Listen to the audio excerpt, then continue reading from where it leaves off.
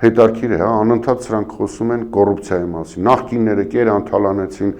իմ հաշվարկով հիմա Հայաստանի Հանրապետության հակակոռուպցիոն դատարանում գտնվող բոլոր կոռուպցիոն գործերը, չեմ ասում ապօրինի հարստացում բան, չէ, հենց կոռուպցիայի գործեր, այդ թվում իմն էլ դրանցից մեկն էր։ Այդ բոլոր գործերի թիվը, որ գումարես իրար, մի հատ անիֆի գործարքին չի հասնում, որտեղ մի հատ անիֆով 24 միլիարդ դրամ այս պետությունը մսխեց, գողացավ, թալանեց, կամ համահայկական հիմնադրամից 100 միլիոն դոլարը գողացան, որ այդպես էլ չեն էլ ուզում բացահայտեն ինչ եղավ։ Հասկանում եք, այս իշխանության իրական դեմքը, նախին ասելով, իրանք բոլոր նախկինների չափ մի գործարքով անիֆից վերցեցին։ Բա մեր սիրելի ժողովուրդը որ իմանա մնացածով ինչ են անում, սա մի գործարք է։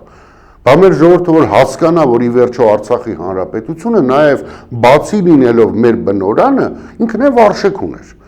Օրինակ Արցախի հանրապետությունի ռեսուրսներով գնահատվում էր շուրջ 100 միլիարդ դոլար։